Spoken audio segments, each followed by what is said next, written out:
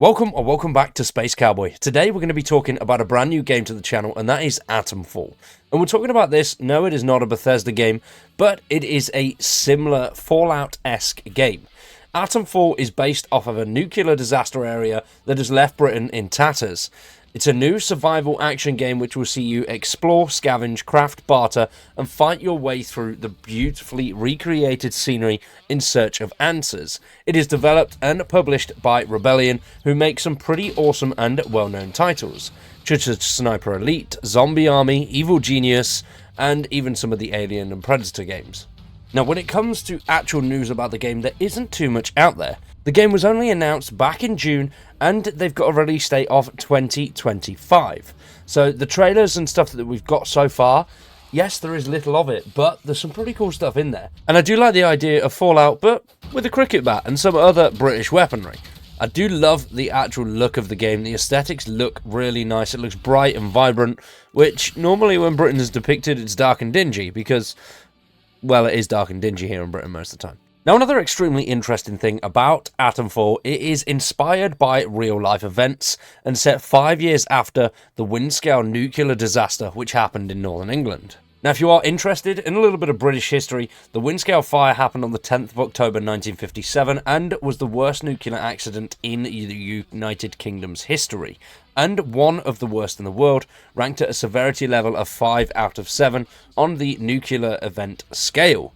So the fire happened in Unit 1, or what is now referred to as a moderated reactor, which referred to at the time were piles. So as you can see in the image, there's pile 1 and 2, and a fire happened in one of those, and it spread for 3 days, contaminating loads and loads of grassland, spreading radioactive waste all over England and some parts of Europe. So pretty interesting stuff. Now, as mentioned, if you do want to check that out, there is more information down below.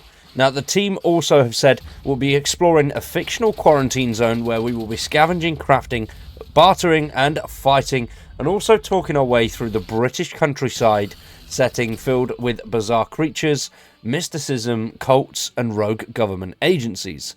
And our job is to solve the dark mystery of what really happened at the Windscale site.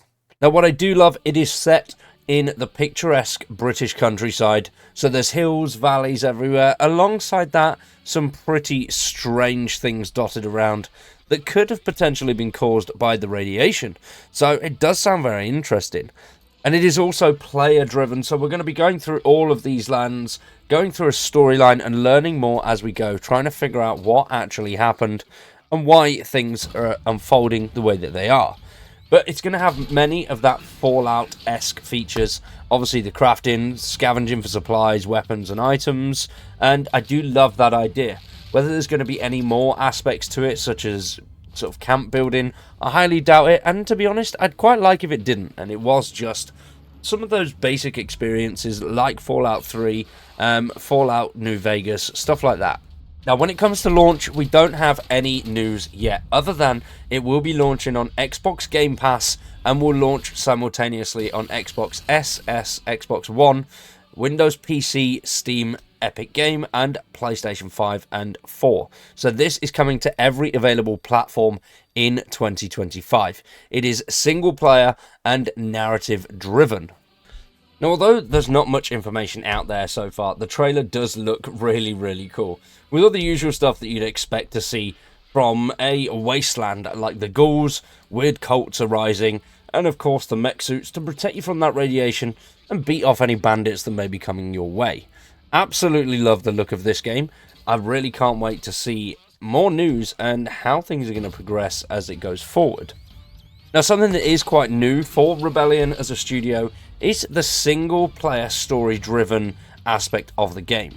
So this could be extremely interesting. I'd love to see how they're going to adapt their usual playstyles. A lot of their games are more fast-paced, and obviously Sniper Elite has some of that solo story-driven aspect to it, but this is pretty much more of an open-world, single-player story-driven narrative. So I'm quite excited to see how they'll combat that and how that's going to work. Whether it's going to be fully open world like a sort of Fallout-esque game, or it's going to be contained areas that will slowly progress through as the story unfolds is yet to be seen.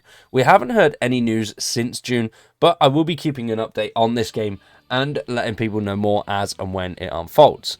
If this does sound good to you, you know what to do. Subscribe to the channel, drop a like on the video, and let me know what you like about Atomfall so far.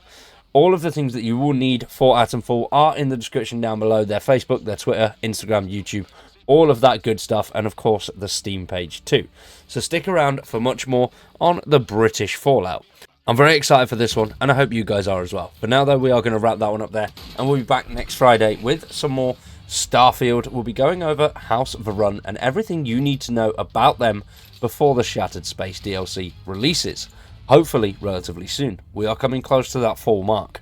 But now though, I've been Cowboy, you've been awesome, thanks for watching. We'll see you in the next one.